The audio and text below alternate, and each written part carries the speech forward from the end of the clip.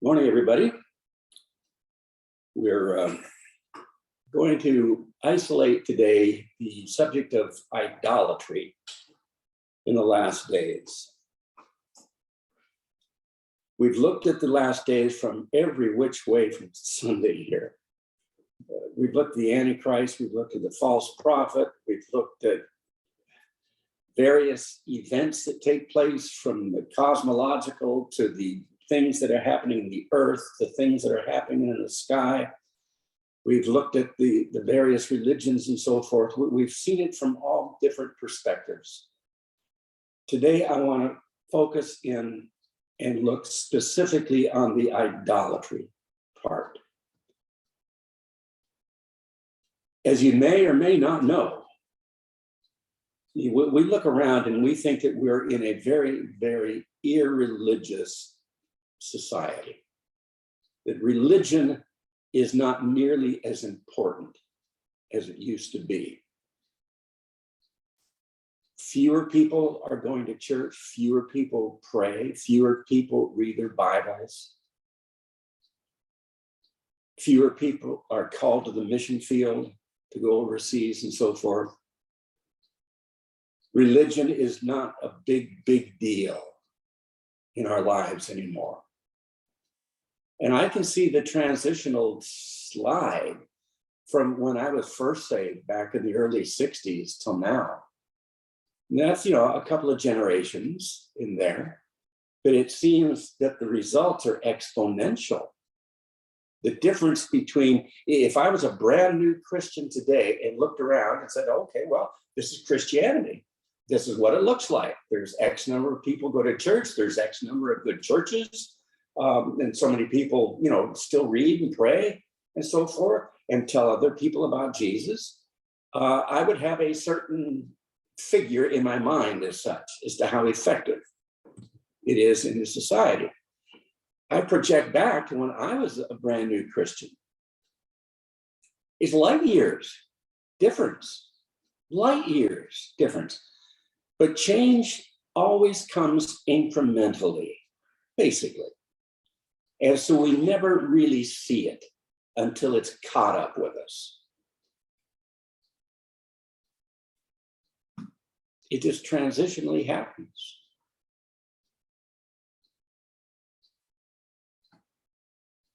Solomon was right. I mentioned this a week or so ago. Solomon was right when he said, there is nothing new under the sun. Everything that was old is new again.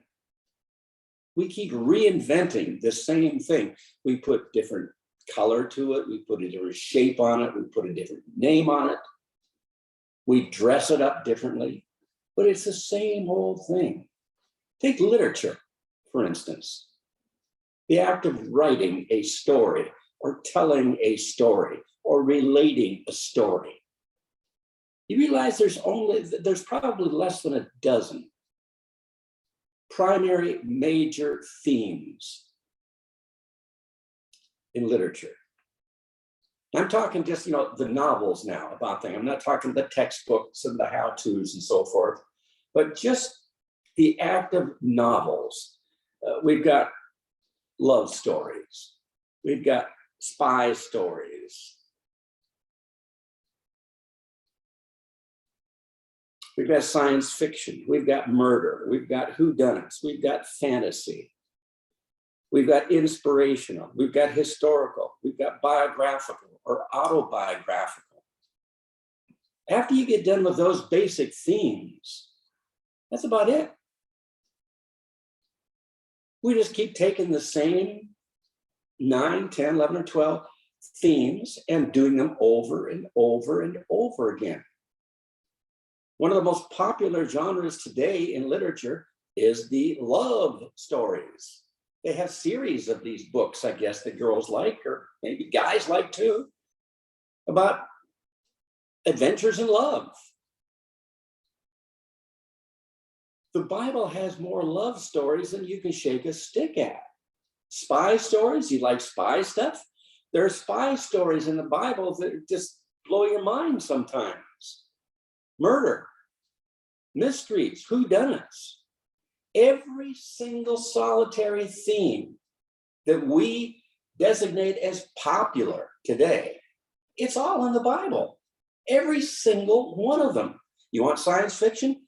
Go back to the book of Ezekiel and read the first couple of chapters and see what's going on with those wheels within wheels and the gyroscopes and the enfolding fire and the flame and the horses of fire coming down and the chariots of God going up. You talk about science fiction type stuff. Isaac Asimov, in his wildest nightmare, couldn't have come up with some of this stuff. The Bible is amazing.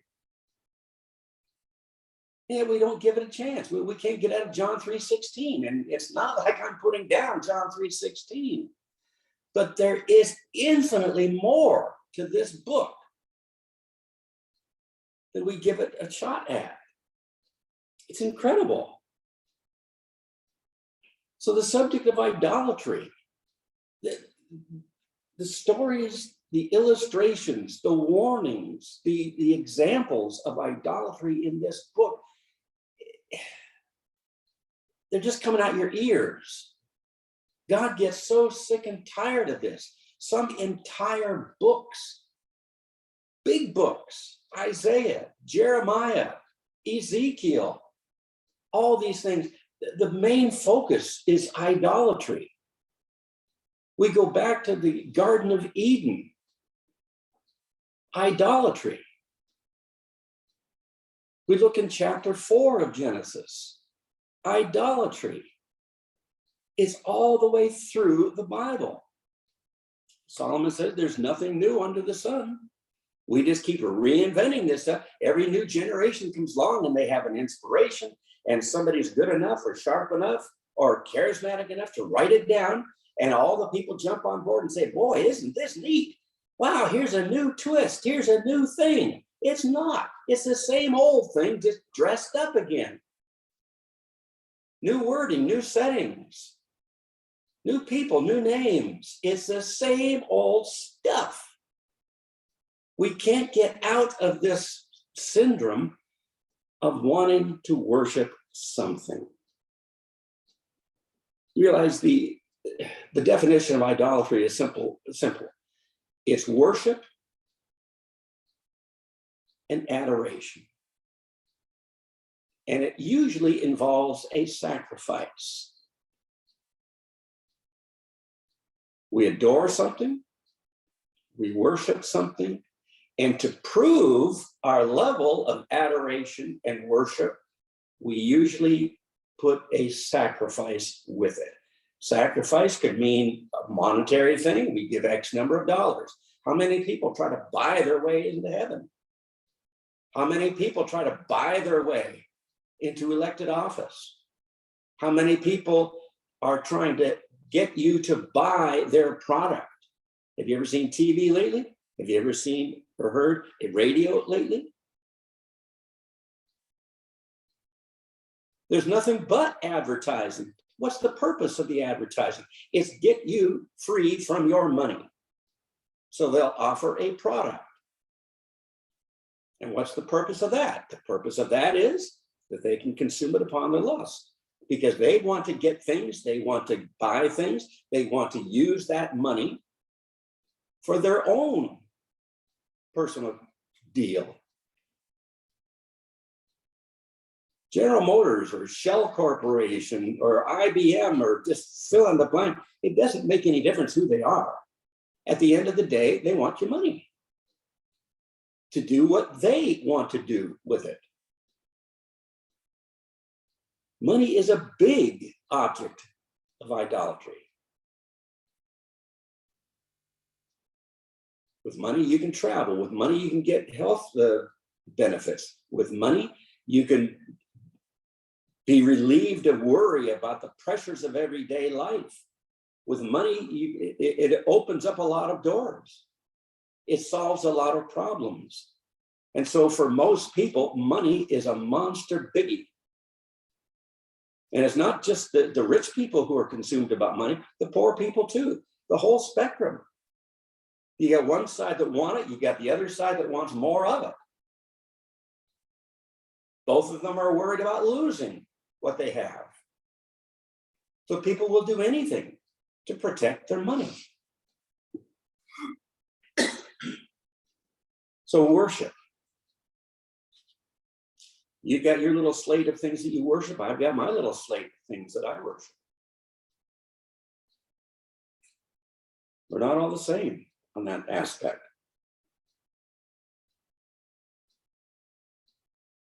Genesis chapter 4.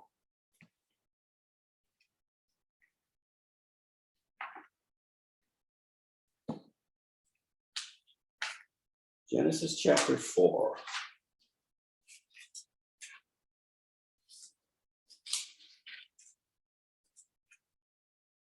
First time something comes up that involves the act of giving. And I'm not talking about when God slew the little lamb to make coats of skins for Adam and Eve when they realized they were naked after the fall. But here we have in chapter 4, beginning at verse 3. And it came to pass in the process of time, and in the process of time it came to pass that Cain brought of the fruit of the ground an offering unto the Lord. This is Cain now, same one of the famous Cain and Abel. The first guy that's going to kill somebody, this is him. He's the first kid born on this planet. He's the first one that's going to commit murder. But when it comes to religion, he's right at the top of the heap. He is the one that initiates this offering to God, as it were. His brother Abel is going to follow suit in a few minutes, and he's going to bring an offering to God too. So both offerings are going to be presented to the Lord. God looks at one of those offerings and he says, yeah, that's pretty good. I like it. Way to go. He looks at the other one and he says, nope, totally unacceptable.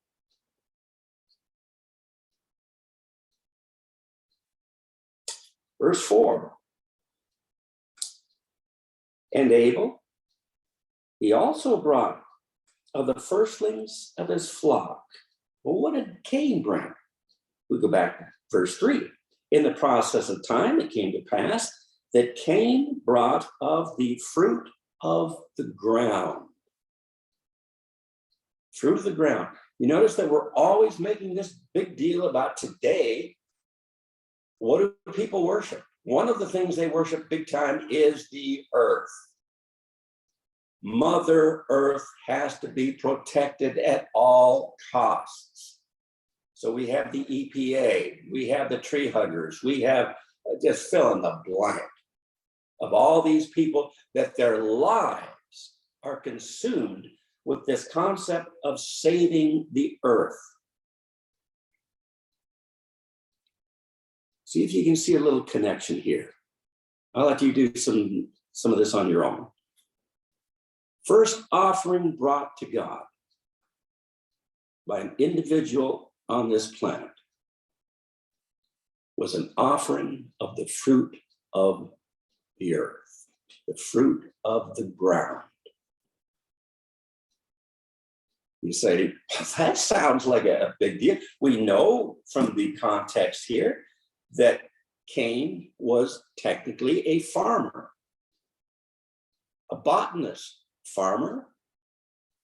Abel wasn't. Abel was a shepherd. So they had two different job descriptions. So in each of their world systems, one set of things was more important than the other.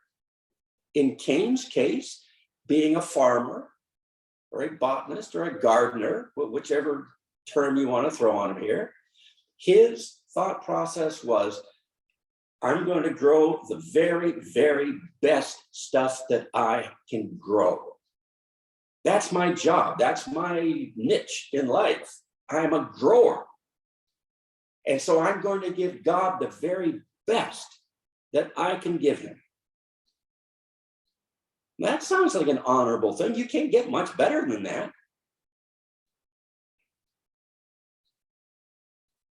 So he plants it, he waters it, he nurtures it, he weeds it, he talks to it, whatever you do to this thing, and they grow and they come to fruition and they ripen, and he cuts them down and he bundles them up and he offers them to the Lord, the very best of the best of the best that he can do.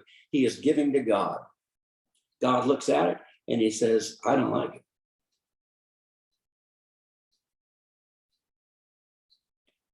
Well, what's his reaction? His reaction, of course, is he gets in God's face. And they have a big argument about this whole thing. And you would think that the first thing going out the gate that Cain would have realized was that the reason that God didn't accept his offering of the earth as such was because the fruit of that offering, what the earth grew, it was cursed. God cursed the earth. So anything coming from the earth is by nature cursed. And so here Cain is, in one side of his brain, he's thinking, oh, this is the best I can do. And he offers it to God. God looks down and says, it's not enough. Why? Because the very root of this thing is cursed. Going out the gate, it's no good. Do you see maybe a similarity between that and us? We do our very, very best to give our best to God. God looks down and he says, it's not good enough. Why? Because you're cursed. You're a sinner. And you say, well, how do I get out of this little swirl going down the drain? It's simple, God says. You accept my son.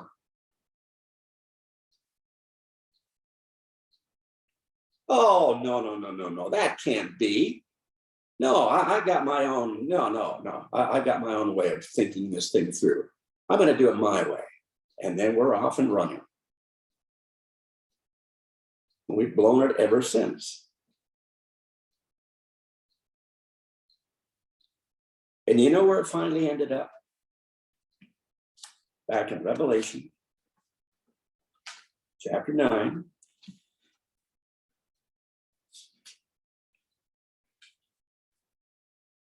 Beginning of verse 20.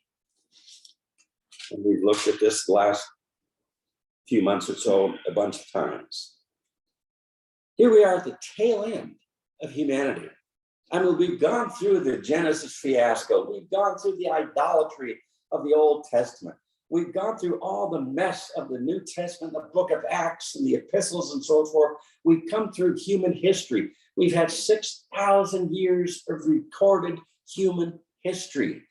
We started out in idolatry with a cursed earth. And where are we now? At the tail end of our enlightenment? At the tail end of our progress?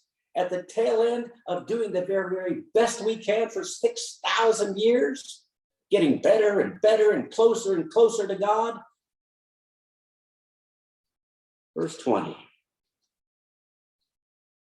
And the rest of the men which were not killed by these plagues, yet repented not of the works of their hands. That's Cain. That they should not worship devils and idols of gold and silver and brass and stone. It's all stuff of the earth. You know, except the devil's part. The rest of it's all earthly type stuff. We have a fixation on this physical planet. Worship devils, idols of gold and silver, and brass and stone and wood, which can neither see, nor hear, nor walk. And what's the result of all that? Well, the result of the act of doing things like that, it brings upon us a certain mental and emotional reaction. Verse 21, neither repented they of their murders, nor of their sorceries, nor of their fornication, nor of their thefts. Oh, but we're getting better and better, aren't we? This is the tail end, folks. This is Revelation. They repented not. They repented not. Cain didn't repent either. He got in God's face. He thought he could do it better. He thought he understood more than God understood. And here we are 6,000 years later. But what's the final report card on man? He repented not. What was it Solomon said? Oh, yeah. There is nothing new under the sun. Nothing. Man has always had a hang up for idolatry. I don't know what it is. There is something baked into our DNA. I remember hearing somebody explain it once that when God created us, when God made us, he made us with a little thing inside, whatever that might be. But that thing can only be activated by God himself. But we do our best to get it activated. And so we're looking around, we don't understand it, we don't comprehend it, we don't really get it. All we know is that we are driven, we are compelled to worship something, anything to scratch that itch inside, to activate that little trigger motion there. We won't go to God for it, just like Cain didn't go to God for it. Cain thought he could do it on his own, by his good works, by his great integrity, by his love for God. He didn't have to bring an offering. That cost him money. That cost him time. That cost him effort. He didn't have to do it. God didn't demand it. God didn't ask for it. He did it out of the goodness, quote unquote, of his heart. Problem is, it's all wrong. And God explained to him how it was wrong. And at the end of the day, he said, "Fooey on you. I don't buy it." We haven't improved. There's no such thing as evolution to the good. Isaac Newton had it right. Everything deteriorates. Everything falls apart. This pen one day is going to stop writing. I'm going to throw it away. It's going to go into a landfill. It's going to get crushed. It's going to get disintegrated. And over time, it won't be anymore. Same thing with the paper here that I've got. The table, everything. My body is in the process exponentially of falling apart here in front of my eyes. There's no getting better and better and better. There's no evolution. We were started out in the image of God. We're ending up looking like a big mass of red maggots in the flames of hell that will never be ended.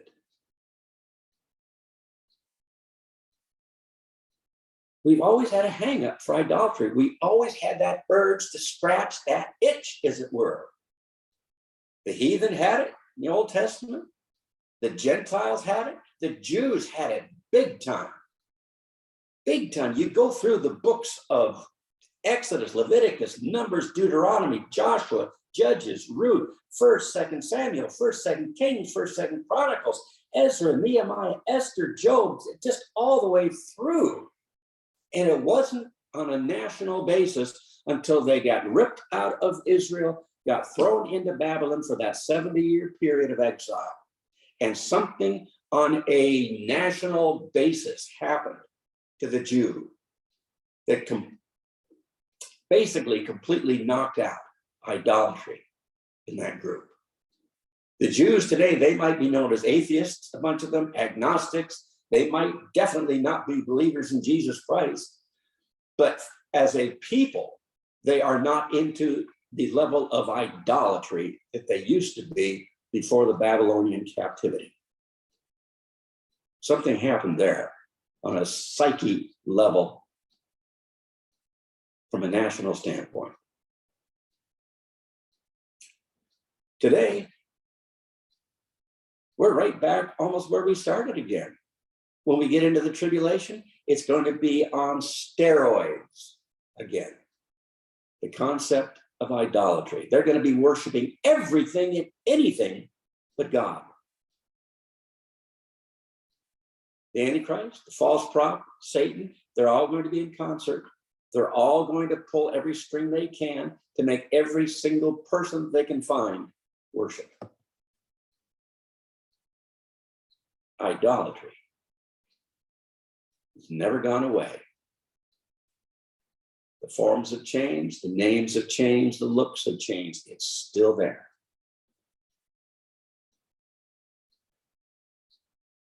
So how do we get to this point?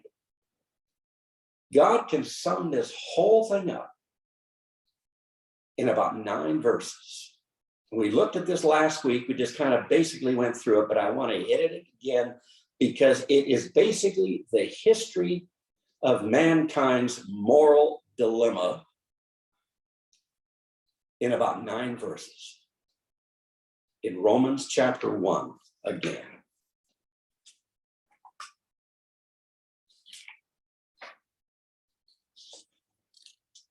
Romans chapter 1.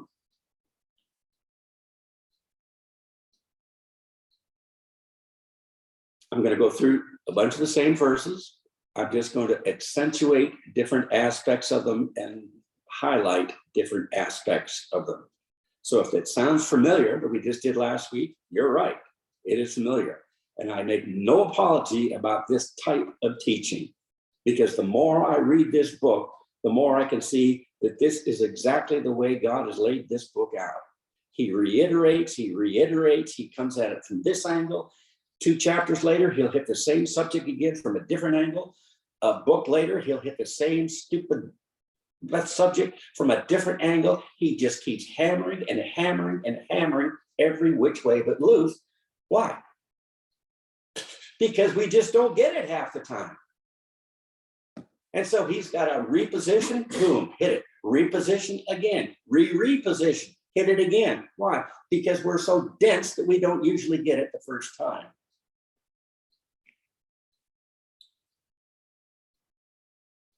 Romans chapter 1, verse 18. For the wrath of God is revealed from heaven against all ungodliness and unrighteousness of men who hold the truth in unrighteousness. Now, who's holding the truth in unrighteousness? It's ungodly men and women and kids. I mean, that's a generic thing.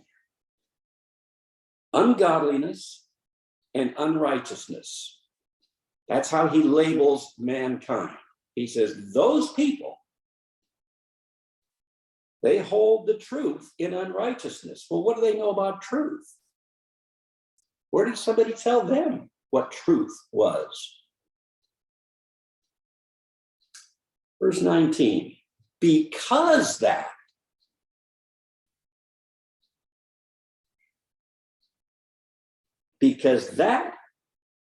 which may be known of God is manifest in them. Who's the them again? It's the ungodly and the unrighteous he's talking about. There was a point in history or a point in that individual's life that he knew about God. He's including everybody here. He's talking about the natives in deepest, darkest Africa. He's talking about the most uncivilized person in rural outer Mongolia. I don't care where it is. The Bible says that at some point in that person's life, they knew of the righteousness of God. Well, how did they know? They don't have a preacher. They don't have a Bible. They don't have a missionary. How do they know? God says, the heavens declare the glory of God. The firmament showeth his handiwork, so that they are without excuse. All that person in deepest, darkest Africa or outer Mongolia or up in Siberia or wherever it happened to be, all they had to do was just look at the sky. And God said, that's me. And before society jumped in, before the shamans and the voodoos and the witch doctors and stuff talked them out of it, there was a point in their lives that they knew and they understood what was going on. And maybe as little kids, their moms and dads, talked them out of it, showed them a different way. Oh, no. Here's an idol. The idol made the stars. Let's bow down to the idol. And you say, well, that's stupid. No, that's not any stupider than what we do today. We're not that sophisticated. We may be a little more sophisticated in our approach, but it's the same mentality.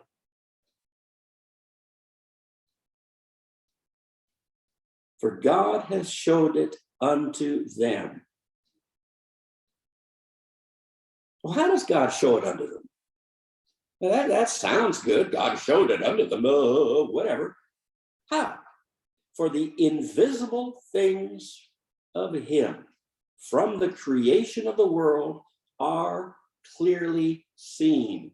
Wait a second. You got invisible things that are clearly seen. What in the world is that supposed to mean? Is that just a bunch of gobbledygook? Invisible things that are seen.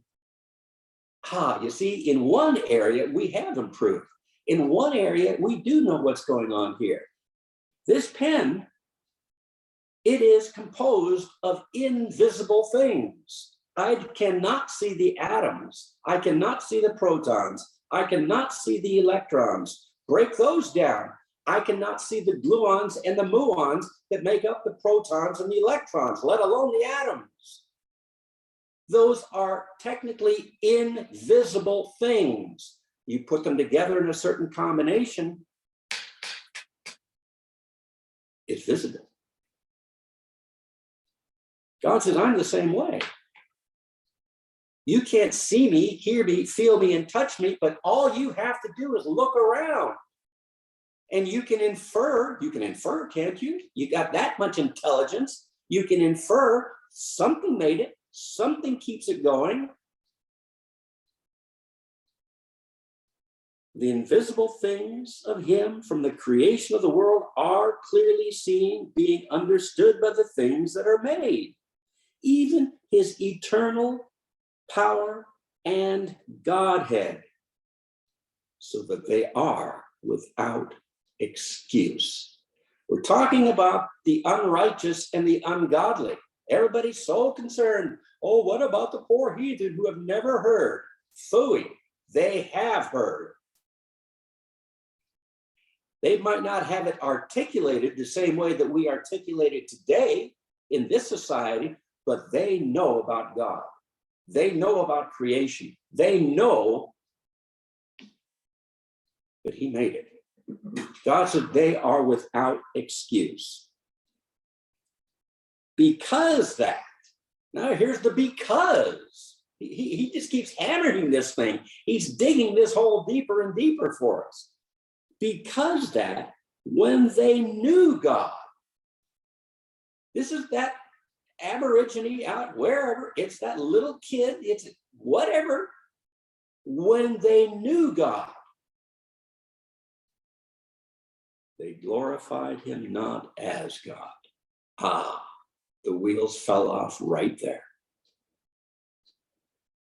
That's where they fell off. I don't care if you were 4 years old, 8 years old, 12 years old. I don't care what level of society you were in, Stone Age, Aborigine, from the outback of Australia, Borneo. It doesn't make any difference. When the realization came to you that there was a God, there was a creator who made this thing and who sustains this thing and keeps this thing going, they didn't glorify him as God. What'd they do? They weren't even thankful, but became vain in their imaginations, and their foolish heart was darkened. You can only get in God's face so many times. You can only plead ignorance so many times. And after that, you've got no place to hide. When they knew God, they glorified him not as God. That's when the wheels fell off right there. Oh no, it's the idol that did it. Oh no, it's the sun that did it. Oh no, it's Mother Earth that does it. Oh, it's nature that does it. No, it's God that did it. But you didn't glorify him as God. It became vain in their imagination. And what happened then? Boom, just like day follows night, their evil heart was darkened. Professing themselves to be wise, they became fools. This is human nature from God's perspective. That's not Paul writing this thing. He's writing by inspiration of the Holy Spirit. This isn't anything that he come up with here. This is God speaking through him. From God's perspective, he's looking down, and this is what he sees. So professing themselves to be wise, they became fools. Well, what happens next? Gee whiz, again, just like day follows night, and changed the glory of the uncorruptible God into an image. Gee whiz, where have we seen this before? Made like to corruptible man, and to birds, and four-footed beasts, and creeping things. Wow, we've really evolved, haven't we? We've really gotten more enlightened, haven't we? We've really put our best foot forward, haven't we? You see the downward progression here? Wherefore, or here's the result of that, God also gave them up to uncleanness. And then we go through the rest of this thing, again, the progressive deterioration. And last week we looked at this. This brings in the homosexual aspect of life, the tranny aspect of life, the bestiality of life. I mean, all this stuff that is prevalent and getting more and more popular and more accessible and more normal and usual today than ever before is because we're on that spiral. We are circling the drain and down we're going. We're not getting better and better. That was Darwin's fantasy.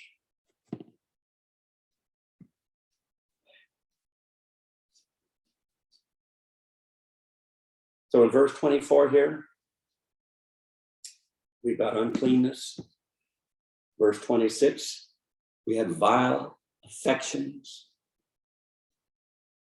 Verse 28, we've got a reprobate mind. You see the downward progression, and it is totally inclusive. Every aspect of your life. The uncleanness, that's the physical aspect of it. The affections, that's the wants and the desires. And then the reprobate mind, that's the thought process. The totality of us is completely in the tank now. Not a pretty picture.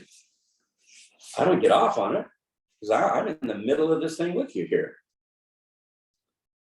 So watch the progression, and watch the digression. It's not a progression, it's a digression here. So first they knew God. All right, they knew him. They might not know him as Jesus Christ. They might not know him as Jehovah. That there may be, just a feeling that God put in them. They can't articulate it. They don't understand it. They can't quantify it. But there's that feeling. There is that understanding. There is that little inside of them that is being tickled by God. So they knew God at some point, but they rejected him. They glorified him not as God. Boom. Knowing him, didn't glorify him. Their imaginations became vain. Boom. Another level down.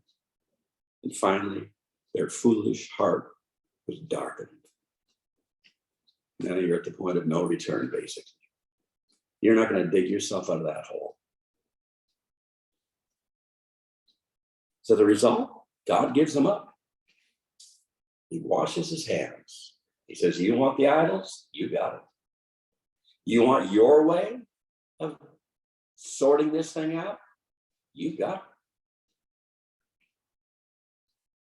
You're right and everybody else is wrong? Go for it. Your opinion is just as good as my opinion? Hey, knock yourself out. Whatever you want at this point, you got it. Whatever you think is right, go for it. I wash my hands. I don't care at this point.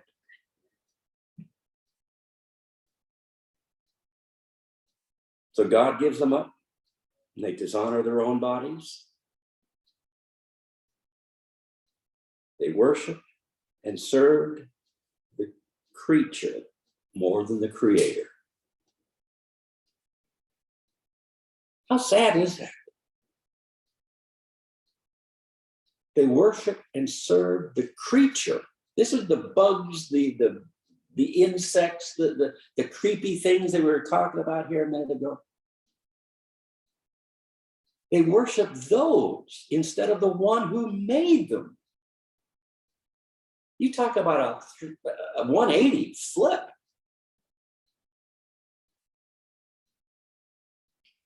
It's incredible.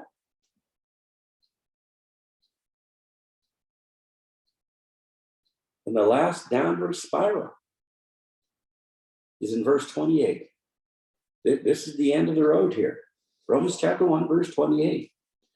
And even as they did not like, it's a like, it's a preference. It didn't say, and neither did they have to, or neither were they forced to. No, neither did they like to retain God in their knowledge. It's a personal thing. You're not swept up in currents that you can't navigate. You're not swept up in a tidal wave that you can't swim out of. No, no, no. This is a like thing, not a force thing. They did not like to retain God in their knowledge. And here it is. God gave them over to a reprobate mind to do those things which are not convenient. Why? Because they are all designed for the destruction of the flesh, destruction of the heart, destruction of everything that is good and pure that God has for us.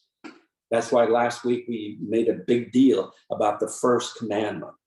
Thou shalt have no other gods before me. Not that God is so intimidated, not that he's so insecure, not that he can't handle the competition, but he knows that anything we put above him is to our hurt, to our detriment.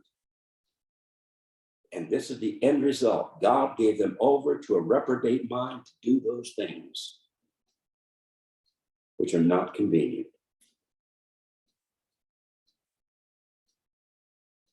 Genesis chapter 6 told us this is going out the gate. Genesis chapter 6, before the flood. Every imagination of their hearts was only evil continually.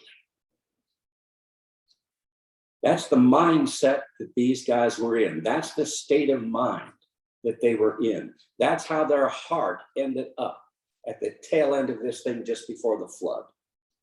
Idolatry had been going on for so long. It was so pervasive. The resistance to God, the shunning of God, the rejection of God was so complete in their hearts and souls that the Bible says that every single imagination of their heart was only evil continually.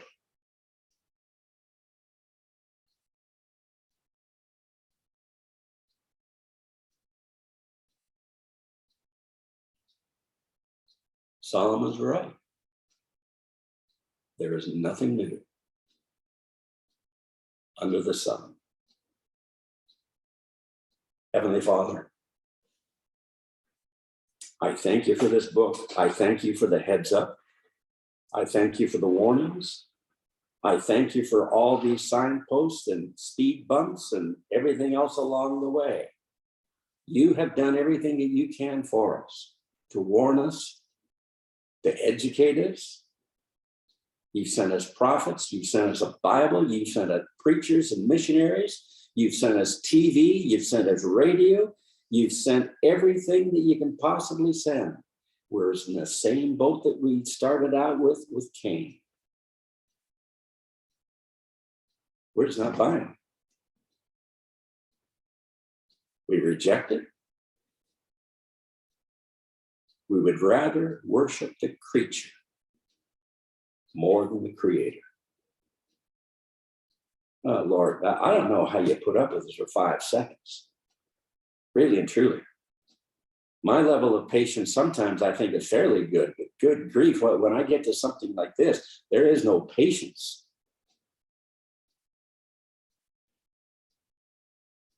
And if not for the fact that you weren't God, I don't think that you can maintain. But you do. As long as we have breath, as long as we have life, there is still hope. For some of us, maybe not that much. But for others, there is still hope. And so, Lord, I pray that today that you would speak to their hearts. I mean, they're still kicking. They're still alive. They can still rationalize. They can still infer. They can still figure things out. Help them to realize that the road they're on is no good. It only ends one way. And their good works, a la Cain, their good intentions, their good desires, none of it is good enough. Only Jesus. Only Jesus can do it. And my prayer today, Lord, is that you would reach their heart with that realization that their good works are not going to do it. Their good intentions are not going to do it. Their pedigree, sliding in on the coattails of their mom and dad, maybe, it's not going to do it. Everybody's going to stand alone. Everybody's going to stand apart. And every single good thing that we've ever done, maybe in our lives, won't matter a speck. There's no such thing as all my good deeds on one side, we're going to weigh them up. All my bad deeds on the other side, we're going to weigh those up. And Lord, you're going to figure out which one is the heaviest. And if our good deeds outweigh our bad deeds, then we get to go to heaven. No. We know better than that, Lord. All of our righteousness are as filthy rags in the sight of God. There is none that doeth good. No, not one. So, Lord, speak to that heart today that have been trusting in anything and everything except you. Speak to their heart. Get through to them. Overcome the vanity, overcome the foolishness, overcome the uncleanness, overcome the proclivity to worship anything and everything but you. Break down those barriers, Lord, and speak to that heart and draw them unto yourself. In Jesus' name.